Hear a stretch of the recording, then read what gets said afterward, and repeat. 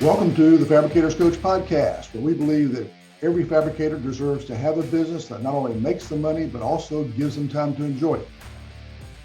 In each episode, our goal is to share real information that you can take action on and use today. Information that, if you will use it, can help you reduce the chaos in your business, help you make more money, and help you get your life back. This particular podcast was created from a live recording of a previous webinar. In order to protect the confidentiality of the attendees, we've gone in and redubbed some of the questions and cut out some of the conversation. All right, well, I think we're about ready to go ahead and get cranked up. So I want to welcome everybody here. Thank you for taking time out of your Friday. Hopefully we can do something that is that's helpful for you today. What we want to do is talk about our most recent article, which in Slippery Rock Gazette. This is, for any of you who've been here before, you know this is more of a discussion than it is a presentation.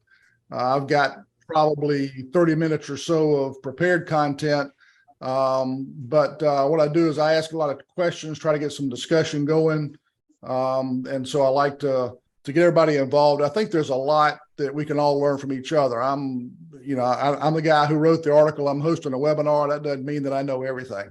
I think a lot of you have got a lot of good information to that can be helpful and be of benefit to everybody who attends here. So I want to get everybody involved as much as possible. Okay, well let's go ahead and get started real quick. Those of you who don't know me, I've got about 40 years experience in manufacturing, business ownership, coaching, consulting, worked with hundreds of companies in a lot of different industries, all primarily manufacturing. I've owned my own brick and mortar business, so those of you who are owners, I know what it's like to kind of be on that island by yourself. I've coached a number of fab shop owners the last 20 years, and I ran a countertop shop for a few years as well. So I've been where a lot of you now are. So I understand a lot of those challenges that you've got. The article we're going to talk about today is came out in first of this month, the Slippery Rock Gazette. If you haven't read it, you can hit the website, fabricatorscoach.com, and get a copy. Or you can go to slipperyrockgazette.net and download the current issue and catch it there, as well as some other good articles too. Title of the article is Culture Eats Strategy for Breakfast. The reason that I do the articles and the reason I do the webinars is to give you some thoughts and ideas and some techniques so that you can begin to work on your business. The average size shop in this industry is about $3 million a year in sales. And interestingly enough, when I first started working in this industry a little over 20 years ago, in fact, John was my first client, the average size shop in this industry was about $3 million in sales. And so it's interesting that hadn't changed a whole lot. And so when you're at that size business, it's really easy. Several of you have said, well, I do kind of everything here, or I'll wear a lot of hats. And if you're doing that, it's sometimes tough to stop and work on your business. You end up being kind of run by your business. And so what I like to do is help folks find ways that they can start to work on their business so they can improve it. And the idea behind that is the more you improve it, the closer you get to having a business that not only makes you money, but also gives you time to enjoy it. I think that's important. Otherwise, what are we doing and why? I think you deserve that. One of the things that we also do is that we convert these webinars into podcasts. And so you can go back and listen to these. This will be posted sometime in the next few days. So this gives you a chance to kind of review this information if you like. And if you've missed a previous webinar, saw an article that you liked or a topic that you want to listen to, if you'll hit the Fabricators Coach podcast on any of your podcast platforms, and you can go back and listen to those as well. So that's just another way we try to get information out to help you out, because I think there's a lot of good thoughts out there that can be beneficial. I'm not the only person that offers this kind of information, but I try to do my part. So let me ask a question. How many of you are frustrated with lack of consistently good results from your business? Anybody? You guys are all happy. Hey, that's great. It's more consistency with employees that I'm having issues with. Are your employees a little too good at playing the blame game? Oh yeah. And always excuses. Sure. Yep. Are you struggling maybe to consistently delight your customers? Because that's kind of what we do in this business, right? Make customers happy. Yeah, that kind of goes hand in hand Yep, with definitely. my with the excuses they give me. Well, as you can imagine from the title of the article, culture could be a very big key to this. The title is Culture Eats Strategy for Breakfast. And so the question is, all right, what's that mean? Part of what it means is no matter what you plan to accomplish, no matter how much you intend to achieve certain results, like delighting those customers, it's the behaviors that you tolerate, and it's the values that the top people in the company truly live that determine the outcome, determine the results that you get. Another way to say that is it's the actions that you take, it's the expectations that you set and that you exemplify, that you demonstrate and live, as well as the behaviors that you tolerate. Those are the things that are going to determine the results that you achieve.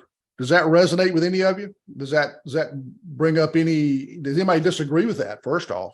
Well, I agree with it. Okay.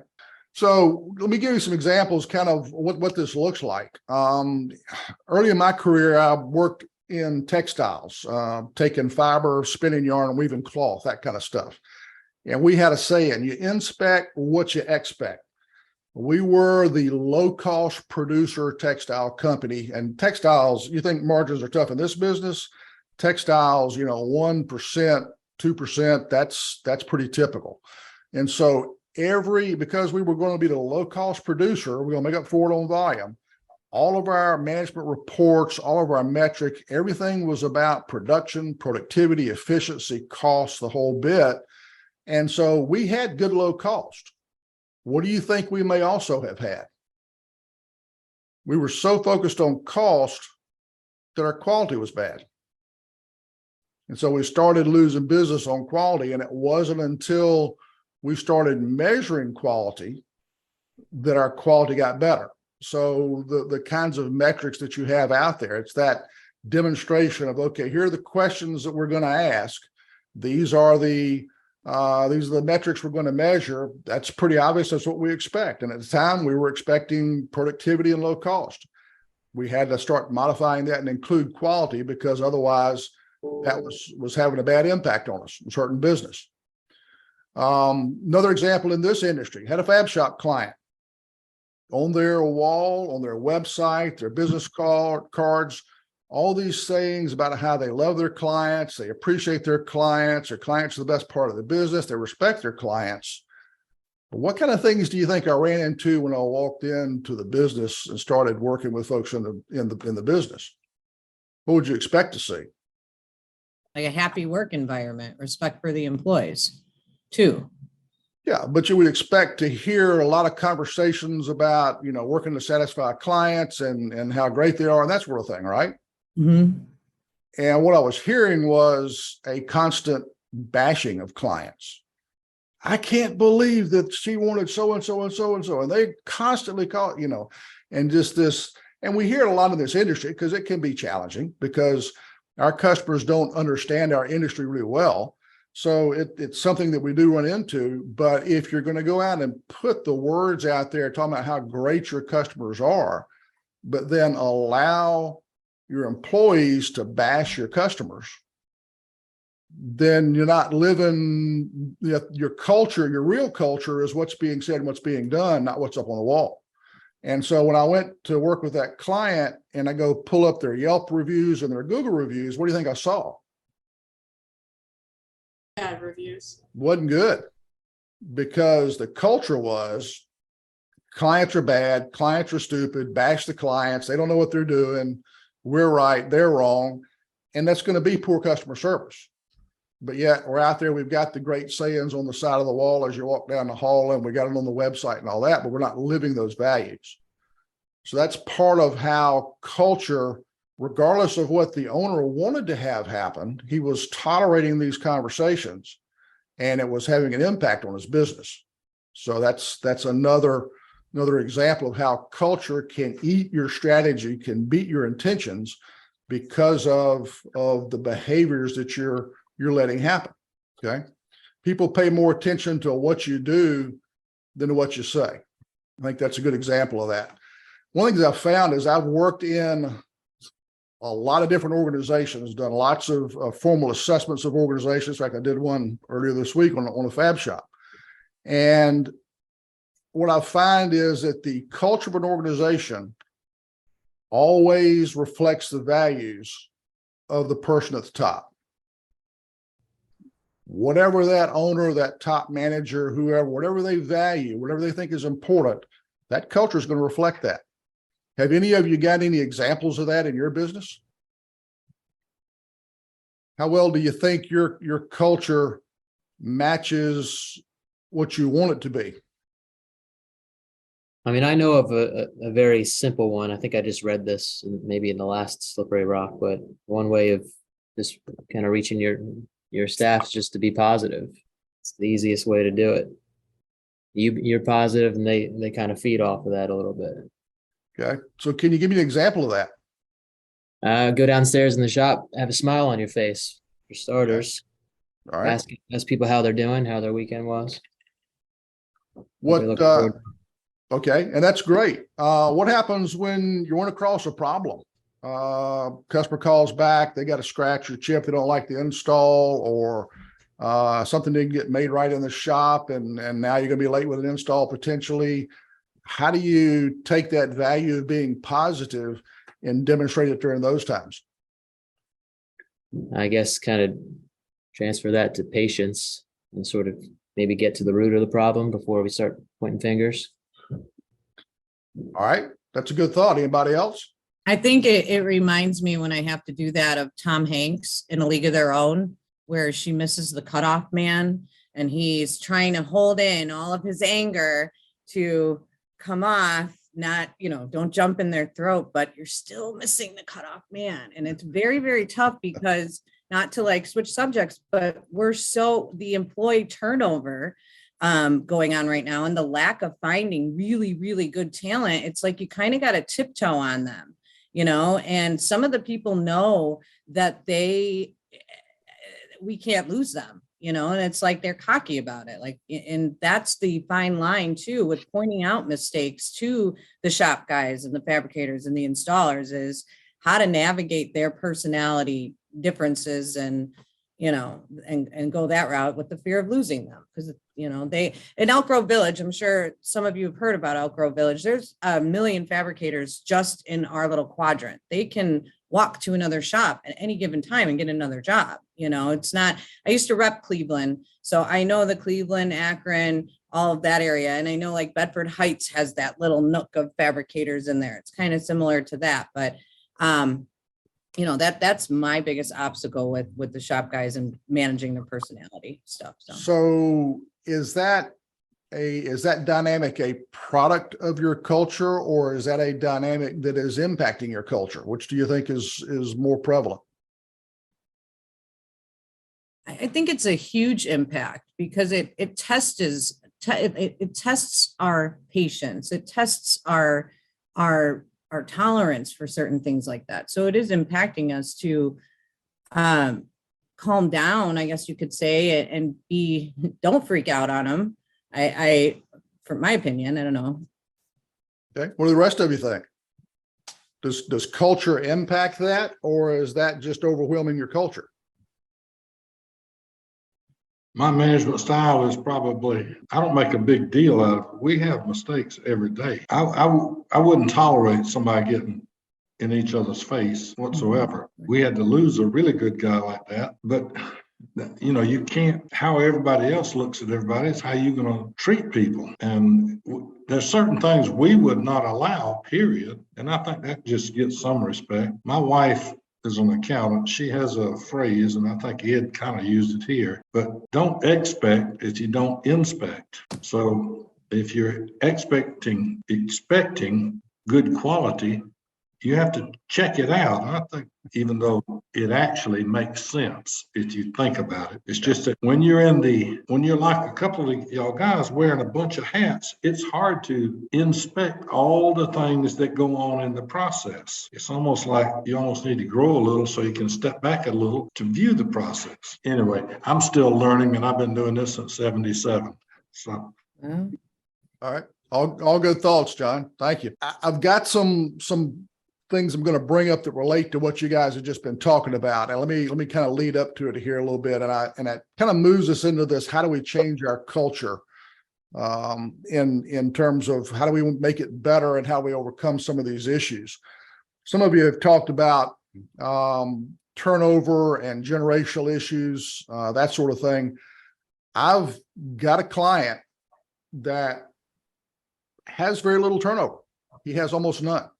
mhm. And he has a mixture of long-term employees, and he's got a lot of younger employees. In fact, he's in his 40s and he's got some younger people working for him. And part of why he doesn't struggle with these issues as much as some of y'all are talking about, and as I see with other fabricators too, is that he hires for fit in his culture first. He looks for people who will fit his culture. Then he looks for, can they learn the job I want them for? And then he trains them in the technical aspects of the job and trains them for the process he wants them to follow in the job. How many of you know what a pattern maker is in the metalworking industry? Anybody? Pattern maker is, if you're going to cast a part, do some injection molding or sand casting, whatever, you've got you've got a high tolerance part that you want to cast. You've got to allow for the expansion and shrinkage of the type of metal. A lot of really detailed, technical, high precision, mathematical kind of things that you got to do to be a good pattern maker, because you got to know how much 1095 steel is going to shrink or expand compared to, say, an M10 steel compared to aluminum, whatever. And these guys are really technical and kind of high end on the math side. We were looking for a field manager to manage his temperators and his installers. And this is about a $3 to $4 million company. He's not, a really big operation. He's about the size probably of a lot of you folks. And we came across a guy who was a pattern maker who wanted to move out of pattern making and wanted to move kind of into the area where this guy was geographically. And we ended up hiring him to be a Templar. Mhm. And it wasn't because of his technical skills. That was the second check. The first check was he a good fit for the culture of the company? Because this guy, this owner, is really, really big about the culture of his company and how he wants his people to understand and think and work and act every day. So what's happened is he said, okay, does it fit our culture? Great. Can he learn the job? Well, as a pattern maker, yeah, that's, being a Templar is a piece of cake compared to being a pattern maker. And the guy has been, because of the training program this fabricator set up, he's got a program called Trainual, and you can get an app on your phone. And so what happened was, he knows he's hiring the right person. When he hires them, they are giving notice at their current employer, and he goes ahead and gives them a login on this training app so they can start learning the job. And before they show up, they've been on their phone learning that job. So they show up partially trained on day one. That's a good example of hiring for cultural fit and not worrying as much about, okay, have they done this job before? And I think a lot of folks in this industry tend to hire for experience. Oh, you're a Templar. You've been a Templar for 10 years. Great. Come on.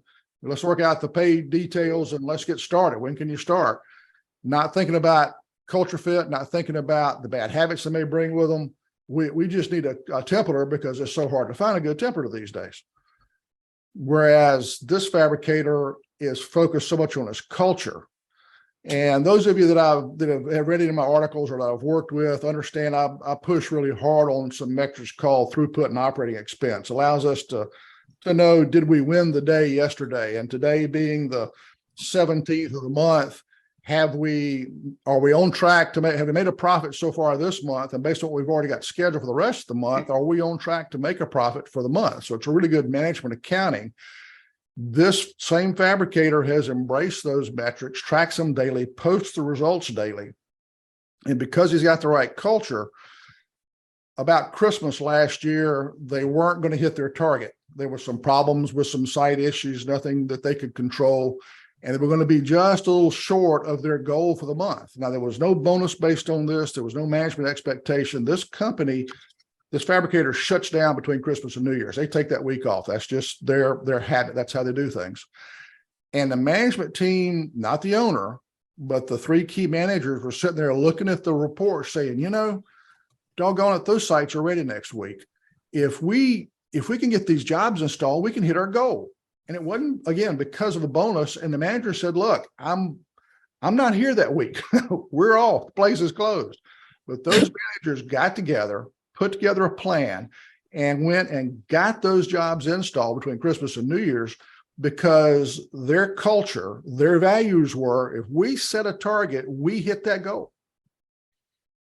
And they're not going to cover off the ball. This is a fabricator in a semi-rural area that, in the face of a coming recession, is going to grow at least 30% this year because of culture. So it starts with hiring, but it also includes, you know, what metrics are out there. What do you track? What's visible? What do your employees see in terms of metrics for whatever it is that you value? What are the key topics in your management meetings? So maybe you don't have real large businesses, so you may not have a management team, so to speak, and you may not have management meetings, but there's somebody that you talk with about the business. So it's, what do you talk about? And also, how do you talk about it? How do you recognize and reward employees? Do you have the same performance expectations for all employees? And I'm going to step on some toes here, because I know some of you said when you introduced yourselves, you're in a family business. Stop and think a minute. Do you have some family members in your business? Think about a time when they said or did something that you weren't real happy with. Did you handle talking to them the same way you would if it was any other employee? Impacts the culture of your business. Also true for long-term employees, or somebody mentioned having employees with specific technical skills. You don't think you can do without them. I had a client 2 years ago, small shop. They had this old cantankerous CNC, the only one guy knew how to use. He's the only guy who could program it and run it. And he showed up when he wanted to. He went home when he wanted to. The owners would set a production schedule. He would cherry pick the schedule. He decided what he wanted to run on what day. Nobody else did. That one employer ran the whole company. What do you think their culture was like? Okay. So, you know, do you have the same expectations for all employees? How do you handle your employees? And then, you know, we've talked about how about hiring for skill and hope they fit the team, or hire to fit the team and then train for the skill. Are any of you doing any of these types of things in your business now in terms of hiring for culture, hiring for fit, that sort of thing? Well, I don't know. We don't word it the way you have here, but it's interesting. We are trying to pay more attention on how we hire and how we train. But I don't think we have a guideline like you're suggesting. Well, I think the fact that you look at that is great, John. One of the things that this industry, I think, struggles with a lot is training people. I think a lot of us, because we've been in the industry for so long, forget that we weren't born knowing how to make countertops. Right. And the more we can figure out how to train people effectively, the better we're going to be able to deal with generational issues, employee turnover issues, those types of things. In my opinion, from having looked not just in this industry, but a lot of others, high turnover in a company is in large part impacted by your culture. This fabricator I mentioned with a management team, did the work over the holidays and all that. He hires for culture and for fit. He doesn't have the turnover. He'll have one or two once in a while, but he does not have that constant revolving door that everybody else does.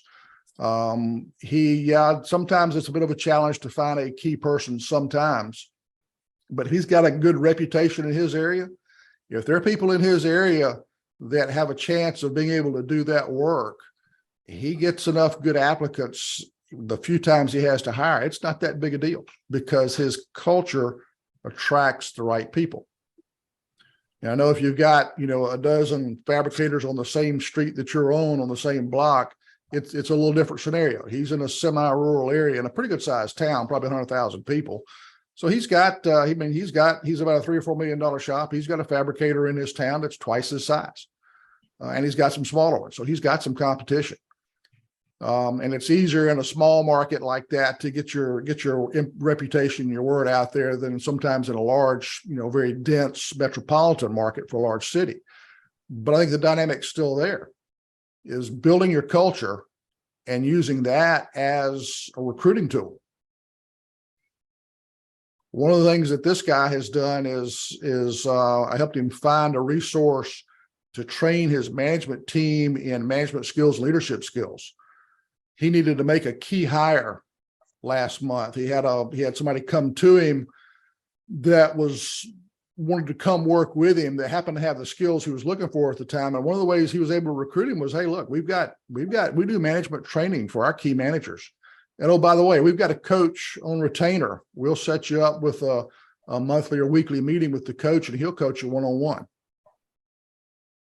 So again, part of culture, valuing employees and doing the things that he needs to do so that folks can perform and want to perform at the standard that he wants. And of course, he leads by example with all of it. So as you're looking at culture and some of the issues that folks are dealing with in terms of recruiting, retaining employees, I think looking at culture and how your business runs is a big key part of that. Those of you who know me know I like to say that your business is running exactly the way you've designed it to run. And the parallel to that for today is your culture is exactly the type of culture, as if you're an owner or the top manager, it's exactly the same culture that you've set up. If you don't like it, you've got the opportunity to change it. How many of you have picked up a couple of things in the last 45 minutes or so that may be valuable to you in changing your culture and addressing some of the issues in your companies? Well, I have. At least it leads me to think. I'd like to think about it. Okay. Well, if I get you to think, that's a good start.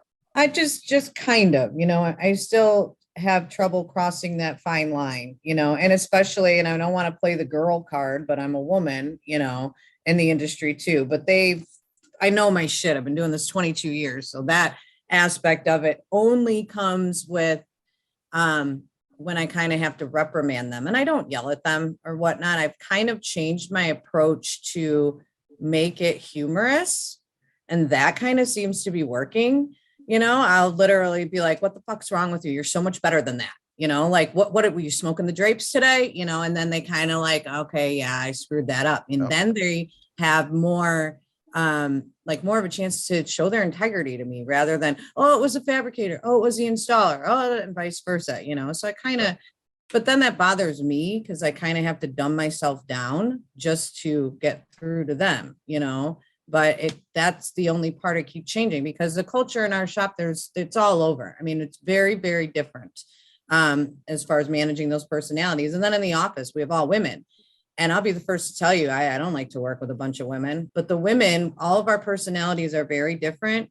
We do your work, you get along. If anybody's got something to say, we say it to the face. There's not that one bad egg in the office, that's behind the back and whatnot. And so that's good. We just have to get that morale, that kind of same flow with the back, but they kind of stick to their own too. It's tough, but. Well, do you have a single person who manages the shop? Yeah, I do, but there's huge personality conflict with that. And he is the one that we can't lose, put it that way, so his way of giving direction or telling direction is not, if I were the shop guys, I wouldn't respect it 100%. And I've had conversations with both sides trying to resolve that, but it is a culture difference, it's the Mexican shop guys and the Portuguese, Brazilians in the office. So you get that, like, it's more superior. Little macho testosterone there. There's Huh? a lot of that. Yeah, Yeah. yeah. A lot of that. Sure. And, you talked about how you have adapted how you work with those different groups of people. That's a key management skill. It's a key leadership skill, is to, it's real easy to do what I used to do, which is chew up nails, spit out barbed wire, and, sometimes make grown men cry. And it's understanding that we've got to adapt how we approach people so that it's effective for that individual. Because if we don't make that adaptation as managers and leaders, then we're going to lose people. We end up with people who are just like us. And in places that I ran, if everybody was a clone of Ed, we were in trouble. We needed different perspectives, different talents, different personalities to make things work well. My attention to detail is not phenomenal. We need, if you're doing something, you're polishing those edges, you need somebody who's going to sit down, hand-eye coordination, and really look at the finished product there, because that's what they're there for. They can't all be Eds. So as managers and leaders, adapting how we work with those folks is a big key. It's a big skill. It's a very important part of that, I think. So I think that's part of your culture. And Michelle, you're talking about your culture. Your values seem to be valuing people, understanding that some of them are different than others, and then working with them in a way that is effective for them, maybe not what you're the most comfortable with, right? Well, yeah, it just makes me, feel like, okay, I got to pat him on the back. Who gives me a pat on the back telling me I did a good job? Nobody. I don't need it, because I know I'm good at what I do, Right. Yeah. And so the other line with them is they respect me. And it took me a long time to gain their respect, because we're a newer company. We've only been open for 5 years, and I've been there for all 5 years. And so as much as I give them the criticism, I give them the props too. When they knock a job out of the park, I make sure I go up to them and tell them that I'm the one that gives them that good job, that pat on the back, even their birthday presents. I'll get them little things for their birthday and whatnot. So it's a two-way street, so that I can go back there and be like, whack, what the hell's wrong with you? And it's not off. It's not a lot. It's not every day. It's not anything like that. It's like the ones that I get the most nervous about. I'm like, oh God, this is going to get screwed up. They're great. But then they'll do backsplash or something that's not even. And I'm like, really right now? So it took a while to get to that point, but then I'm okay with them. But the people whose job it is to give them that kind of direction, they can't figure that out. So I find myself, in an effort to avoid conflict and avoid another employee turnover, I get involved way more than I should, but yeah. Well, and what you're trying to do is, in some sense, as we talk about culture, you're trying to lessen the impact of the culture driven by that plant manager. It sounds like that production manager, shop manager. You're trying to lessen the negative impact on culture by how he manages, by using your personality and your skills, which I think is a really good indication that, okay, now what was your role there? You're supposed to be the sales manager, but Okay. I pretty much run a lot of the internal stuff, and the owner knows that, and he Okay. focuses on other things, and we respect that. So it's almost like I work in the family business, because they are like my family. Yeah. It's like that way. So one of the reasons that I brought up culture in this article was that, you heard the example I gave of the shop that's going to grow 30% this year and has low turnover, because he's got his culture dialed in, and he that impacts everything he does. And a lot of that's his values, but the impact on the business is his bottom line is phenomenal. 10% is kind of a general target for net profit in this business.